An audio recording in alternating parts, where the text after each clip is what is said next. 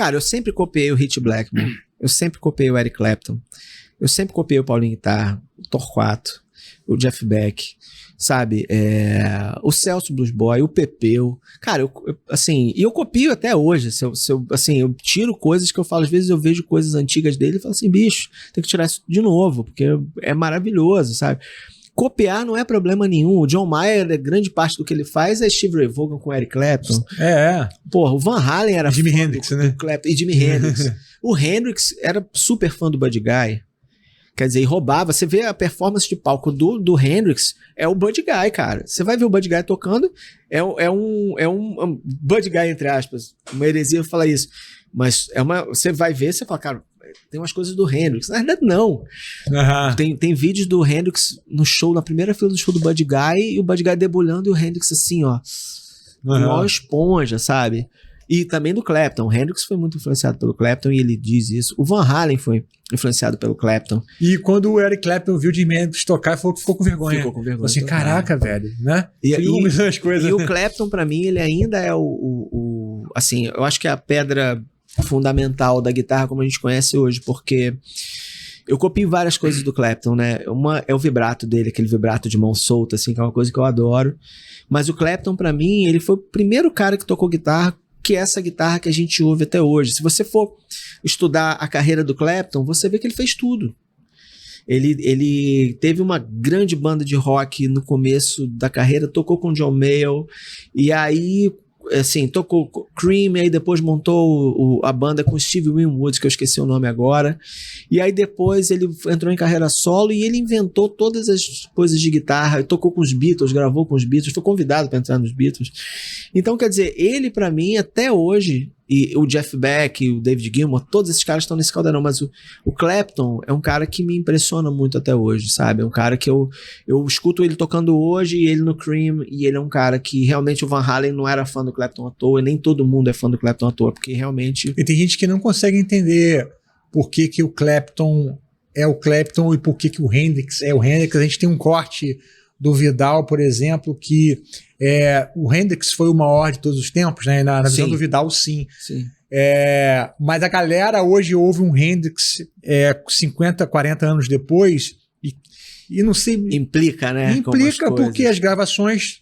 Eu ouço um Miles Davis lá em 1950... E você entende. Porra, claro que a qualidade de gravação não é igual. Lógico. E outra coisa...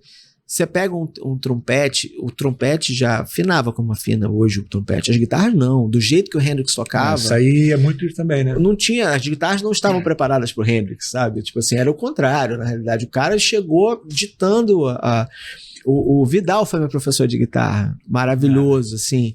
E essa coisa dessa adoração pelo Hendrix que ele tem, é muito genuína e é muito real, porque realmente é diferente. O cara, ele pegou uma coisa que não existia e transformou numa coisa que virou, a gente copia até hoje. Virou um padrão, né, cara? Faz uma coisa de base meio Hendrix, usa um fuzz meio Hendrix, faz uma coisa meio Voodoo Child. Pô. Pra mim, assim, a guitarra base como um todo, no mundo, rock, funk, pop, deve ao Hendrix. E o Vidal falava, cara, qualquer coisa que você tira do Hendrix, você transforma em groove.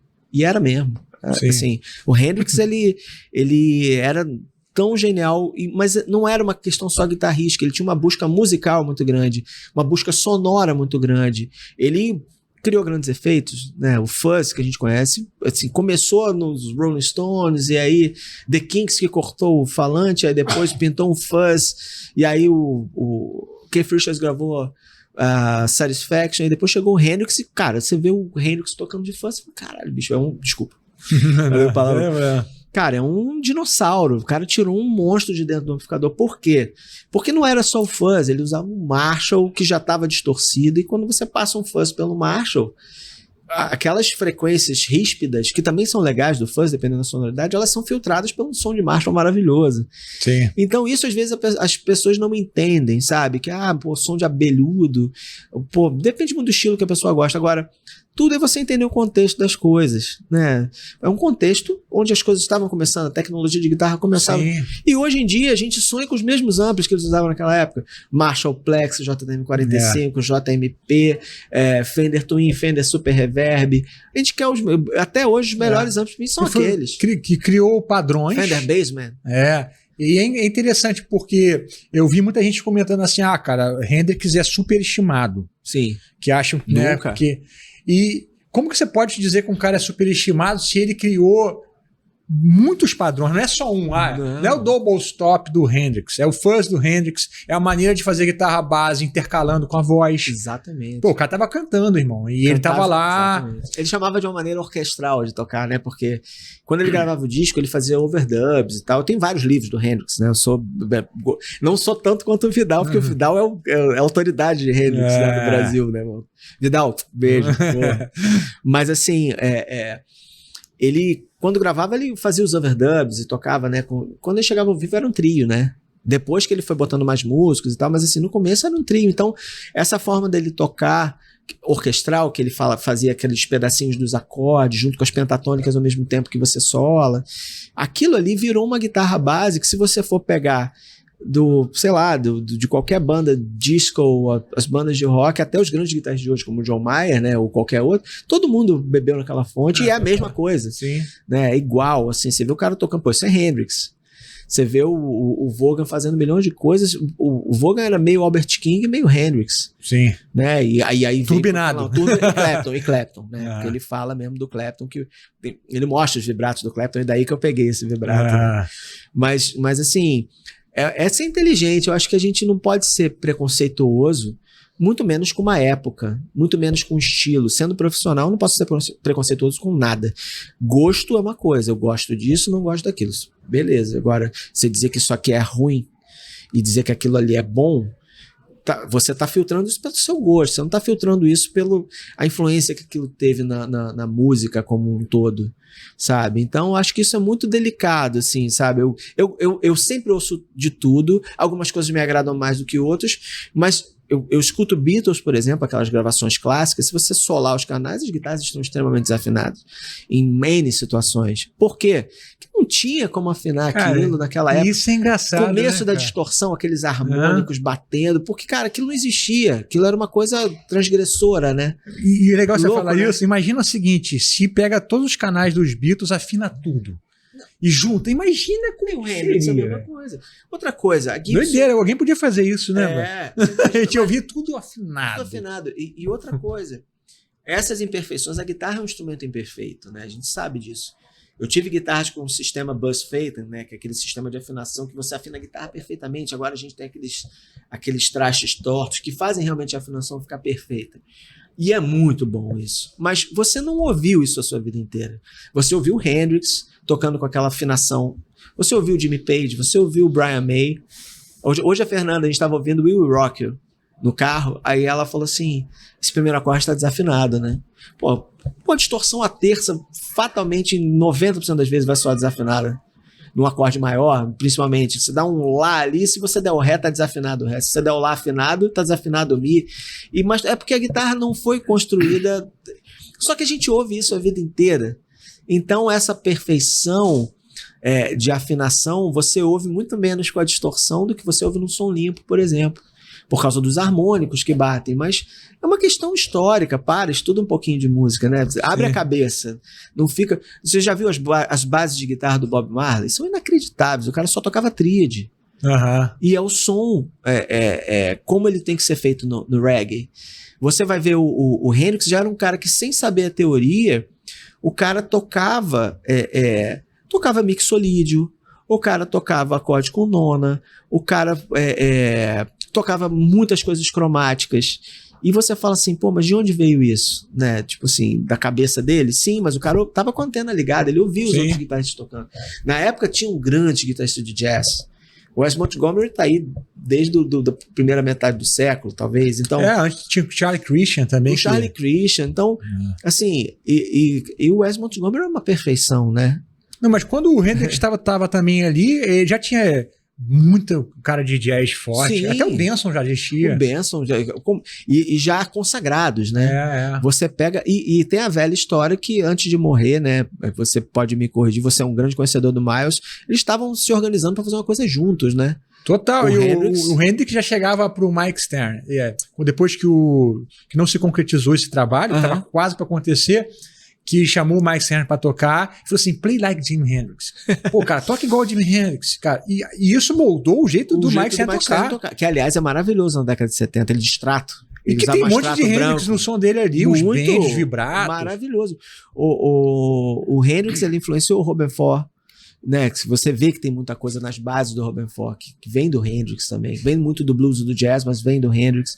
Então acho que a gente não pode ter esse preconceito bobo, é uma coisa boba, né, porque você fala assim, pô, eu gosto de hard rock, então eu acho que o Hendrix é feio e sujo, né, ou então eu gosto de blues, eu acho que o heavy metal é muito quadrado, ou não, esse som é muito pesado, eu gosto de jazz, assim, você tem que entender o que é música boa, o que é música ruim, e o que você gosta, o que você não gosta, que é um direito seu.